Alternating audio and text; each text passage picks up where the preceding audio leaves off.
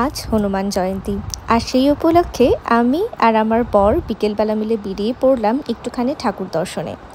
বিশেষ কিছুই নয়, কোনো প্ল্যান ছিল না এবং পুজো দেওয়ারও কোনো প্ল্যান নেই, তবুও মনটা বারবার বলছিল যে আজকে একটা মন্দিরে অন্ততপক্ষে ঘুরে আসা উচিত।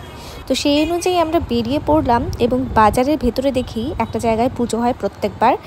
যখনই সময় পাই এই মন্দিরে আমি টুকটাক আসি, কোনো সময় শিবের মাথায় জল ঢালতে, কোনো সময় হনুমানজির দর্শনে, অন্যান্য ঠাকুরও আছে।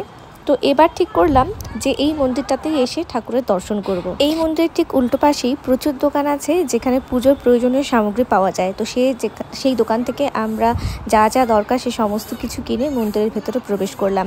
পুরোটা এরিয়া জুড়ে এত সুন্দর করে সাজানো হয়েছে, সেটা না গেলে বোঝা যাবে না। পুজো অনেক আগেই শেষ, বাট সেখানে তবুও লোকজন আসছেন, দর্শন করছেন। আমরা বিকেলবেলা গিয়ে একেবারেই ফাঁকা পেয়েছি, ফাঁকায় ফাঁকায় একদম শান্ত মস্তিষ্কে ভগবানের সামনে কিছুক্ষণ কাটিয়ে পুরোহিত মশাইয়ের সঙ্গে কথা বলে মেটে সিঁদুর পা ছুঁয়ে বাড়িতে এনেছি। এই কাকুটা হনুমান চালিসার বাংলা ভার্সন বাইরে দেখলাম সবাইকে বিলি করছেন উইদাউট এনি কস্ট, ফ্রিতে। সেই অনুযায়ী আমাদেরকেও একটা বই দিলেন এবং সেটা কিন্তু আমরা সযত্নে বাড়িতে এনেছি।